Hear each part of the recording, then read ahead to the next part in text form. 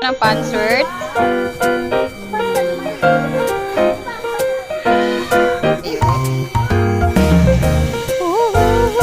Hindi pa pala yung kunwari lang ang mga ton. Walang ko malaman siya. Ano to be?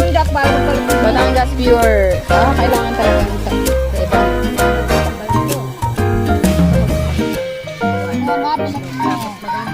Ano yun?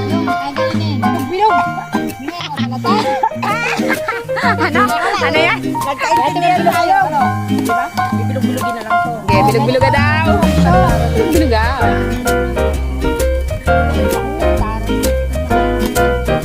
Ganda, pura sukal na yan.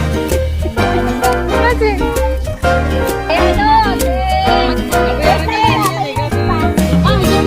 Bebe, sige nga nga. Ay, init siya. Masakitan.